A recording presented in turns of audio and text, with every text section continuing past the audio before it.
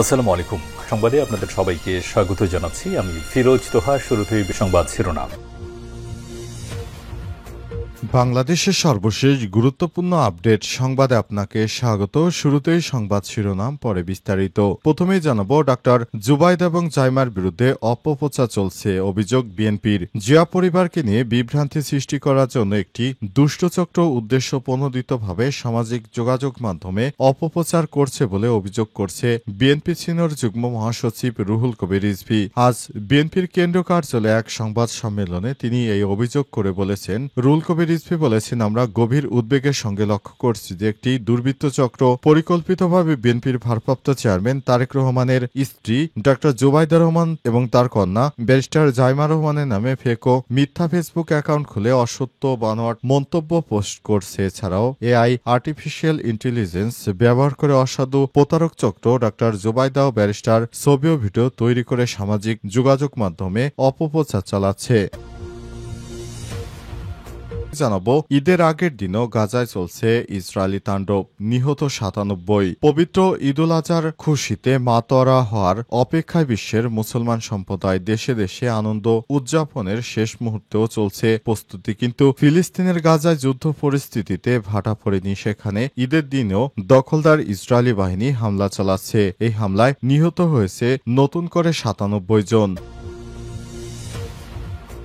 এরপর জানাবো, গাজায় যুদ্ধবিরতিতে জাতিসংঘে ভোট, বিপক্ষে যুক্তরাষ্ট্র। গাজায় অবিলম্বে নিঃশর্ত এবং স্থায়ী যুদ্ধবিরতির দাবিতে জাতিসংঘের নিরাপত্তা পরিষদে ভোটাভুটি হয়েছে। এতে ভেটো দিয়েছে ইসরায়েলের অন্যতম মিত্র ও অস্ত্র সরবরাহকারী দেশ যুক্তরাষ্ট্র। এদিকে নেতানিয়াহু এবং ইসরায়েল এখন বিশ্বদৃষ্টিতে বিতর্কিত, বলছে জরিপ। ফিলিস্তিনের অবরুদ্ধ গাজা উপত্যকায় ইসরায়েলি সেনাদের চালানো নির্বিচারে হত্যাযজ্ঞের পর বিশ্বব্যাপী ইসরায়েল ও প্রধানমন্ত্রী বেঞ্জামিন নেতানিয়াহুর প্রতি নেতিবাচক দৃষ্টিভঙ্গি চোখে পড়ার মতোভাবে বেড়েছে।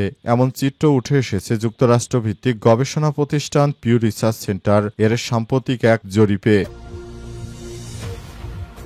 এবারে জানাবো, ভারতকে আলোচনার টেবিলে বসাতে ট্রাম্পই উপযুক্ত, বলছে পাকিস্তান। ভারত পাকিস্তানের মধ্যকার সাম্প্রতিক সামরিক উত্তেজনা প্রশমনে যুক্তরাষ্ট্রের সাবেক প্রেসিডেন্ট ডোনাল্ড ট্রাম্পের নেতৃত্বে একটি আন্তর্জাতিক ভূমিকা কামনা করেছে পাকিস্তান। প্রিয় দর্শক, এতক্ষণ শুনছিলেন সংবাদ শিরোনাম, এবারে বিস্তারিত। তবে তার আগে বন্ধুরা, অনুরোধ থাকবে এই সংবাদটিতে একটি লাইক দিন। এই চ্যানেলে আপনি নতুন হয়ে থাকলে আমাদের সংবাদটি দেখতে দেখতে চ্যানেলটি সাবস্ক্রাইব করে রাখুন। কমেন্ট করে বন্ধুরা আপনার মূল্যবান মতামত জানিয়ে দিন আপনি বিশ্বের কোন দেশ থেকে বা বাংলাদেশের কোন স্থান থেকে আমাদের সংবাদটি দেখছেন এবং শুনছেন। এবারে বিস্তারিত।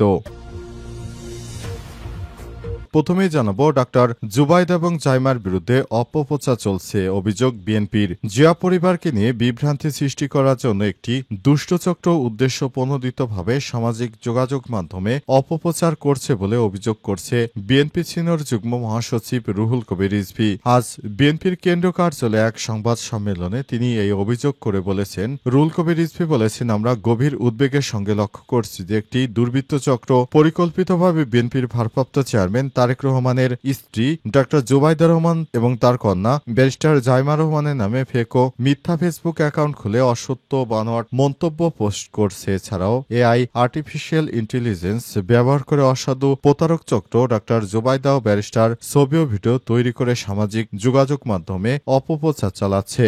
যারা এই ধরনের ডিজিটাল জালিয়াতির কাজে যুক্ত রয়েছে তারা সুদূরপ্রসারী কোনো চক্রান্তের নীলনকশা বাস্তবায়ন করছে বলে মনে করে বিএনপি। এ সময় বিএনপি নেতারা বলছেন, বিএনপির নেতাকর্মীদের ভাবমূর্তি নষ্ট করতেই ষড়যন্ত্র করা হচ্ছে। সব ষড়যন্ত্র রুখে দেওয়ার ঘোষণা দিয়েছে বিএনপির জাতীয় স্থায়ী কমিটির সদস্য এবং সিনিয়র যুগ্ম মহাসচিব অ্যাডভোকেট রুহুল কবির রিজভী। রুহুল কবির রিজভী শুরু থেকেই তিনি বেশ সক্রিয় একজন নেতা। হঠাৎ করে এই ধরনের কর্মকাণ্ড কোনোভাবেই মেনে নেবেন না তিনি। এ সময় বিএনপির পক্ষ থেকে বলা হয়েছে, যারা তাদের নামে অপপ্রচার চালাচ্ছে তাদের বিরুদ্ধে তারা কঠোর পদক্ষেপ গ্রহণ করবে। ঈদের আগের দিনও গাজায় চলছে ইসরায়েলি তাণ্ডব, নিহত ৯৭। দখলদার ইসরায়েলি বাহিনী নিরীহ ফিলিস্তিনিদের উপর ঈদের আগের দিনও ব্যাপক হামলা চালাচ্ছে। বিভিন্ন জায়গায় তারা শরণার্থী শিবিরগুলিতে লক্ষ্য করে গুলি চালাচ্ছে। দখলদার ইসরায়েলি বাহিনীর হামলায় এখন নিরীহ ফিলিস্তিনিরা মারা যাচ্ছে। তারা কোথায় পালাবে? তাদের পালানোর মতো কোনো জায়গা নেই। তারা যেখানেই যায় সেখানে দখলদার ইসরায়েলি বাহিনীর বিমান হামলা অব্যাহত রয়েছে। এছাড়াও ভূমি থেকে তাদের উপর গুলি চালানো হয়। এছাড়াও হেলিকপ্টার দিয়ে উড়ে গিয়েও সেখানে ব্যাপক হারে গুলি চালানো হচ্ছে।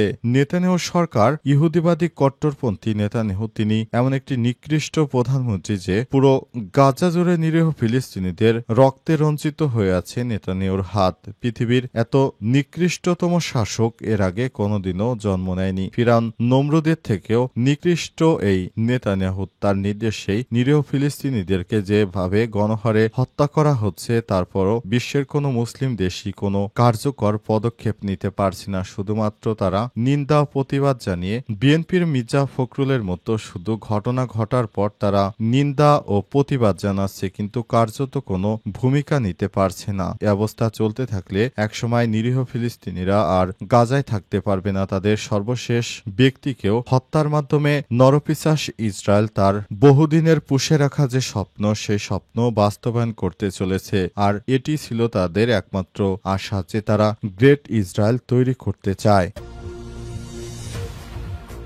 গাজায় যুদ্ধবিরতিতে জাতিসংঘে ভোট, বিপক্ষে এক দেশ। গাজায় অবিলম্বে নিঃশর্ত এবং স্থায়ী যুদ্ধবিরতির দাবিতে জাতিসংঘের নিরাপত্তা পরিষদে ভোটাভুটি হয়েছে। এতে ভেটো দিয়েছে যুক্তরাষ্ট্রের নিকৃষ্ট প্রধানমন্ত্রী ডোনাল্ড ট্রাম্প। তিনি ইসরায়েলের অন্যতম মিত্র এবং অস্ত্র সরবরাহকারী দেশ। বার্তা সংস্থা রয়টার্সের এক প্রতিবেদনে তথ্য জানানো হয়েছে। প্রতিবেদনে বলা হয়েছে, যুক্তরাষ্ট্র বুধবার জাতিসংঘের নিরাপত্তা পরিষদে একটি খসড়া প্রস্তাব ভেটো দিয়েছে। এই প্রস্তাবে ইসরায়েল ও ফিলিস্তিনিদের স্বাধীনতাকামী সংগঠন হামাসের মধ্যে গাজায় তাৎক্ষণিক নিঃশর্ত ও স্থায়ী যুদ্ধবিরতি এবং যুদ্ধবিধ্বস্ত এলাকায় অবাধ ত্রাণ বিতরণ প্রবেশের দাবি জানানো হয়েছে। রয়টার্স আরও জানিয়েছে, নিরাপত্তা পরিষদের বাকি 14টি রাষ্ট্র এই প্রস্তাবটির পক্ষে ভোট দিয়েছে। শুধুমাত্র মার্কিন যুক্তরাষ্ট্র এই প্রস্তাবটি থেকে তারা পিছু হটেছে। অর্থাৎ যুক্তরাষ্ট্রের কারণে গাজায় স্থায়ী যুদ্ধবিরতির যে প্রস্তাব এসেছিল সেটি থেকে অবশেষে সরে যেতে বাধ্য হল পুরো বিশ্ব। কারণ দখলদার ইসরায়েলের বিরুদ্ধে জাতিসংঘের 15টি সদস্য দেশের সব রাষ্ট্রই নেতানিয়াহুর বিরুদ্ধে ভোট দিয়েছে এবং যুদ্ধ বন্ধের জন্য ভোট দিয়েছে। কিন্তু শুধুমাত্র মার্কিন যুক্তরাষ্ট্রের কারণে এই গাজায় যুদ্ধবিরতি কার্যকর হয়নি। নেতানিয়াহুর কারণে এবং ট্রাম্পের সাথে ঘনিষ্ঠ সম্পর্ক থাকায় এই দুই কর্তৃত্ববাদী শাসক তাদের যৌথ প্রচেষ্টায় গাজায় নিরীহ ফিলিস্তিনিদের ভাগ্যে আবারও কুঠার মেরে দেয়া হলো। তাদের রাষ্ট্র আর ভবিষ্যতে কখনো স্বাধীন হবে কিনা সেটি বলা যাচ্ছে না।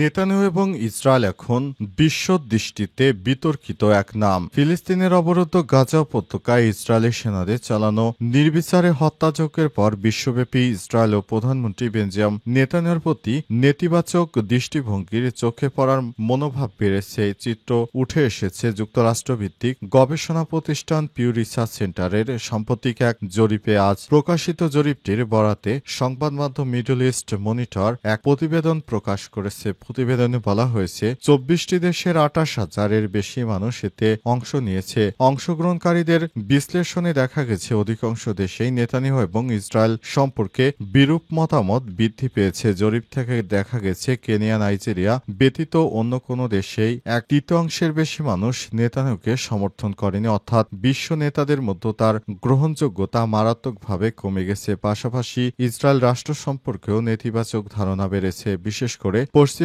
দেশগুলোতে এই পরিবর্তন স্পষ্ট। যুক্তরাষ্ট্রের 53% উত্তরদাতা জানিয়েছে তারা ইসরায়েল সম্পর্কে নেতিবাচক ধারণা পোষণ করে। 2022 সালের তুলনায় এটি 11% বেশি। যুক্তরাজ্য একই চিত্র, যেখানে নেতিবাচক ধারণা 44% থেকে বেড়ে দাঁড়িয়েছে 61%। গাজা যুদ্ধ ঘিরে চলমান মানবিক বিপর্যয়কে এর প্রধান কারণ হিসেবে দেখছেন বিশ্লেষকরা। যুদ্ধ শুরুর পর থেকেই ইসরায়েলি বাহিনীর হামলায় গাজায় হাজার হাজার ফিলিস্তিনি নিহত হয়েছে, আহত হয়েছে আরও 1 লক্ষ সাধারণ মানুষের বেশি। ধ্বংস হয়ে গেছে বাড়িঘর, হাসপাতাল, শিক্ষা প্রতিষ্ঠান। জাতিসংঘ সহ আন্তর্জাতিক সম্প্রদায় এই যুদ্ধবন্ধের যতই উদ্যোগ নেয় না কেন, কোনো একটি উদ্যোগও সফল হয়নি।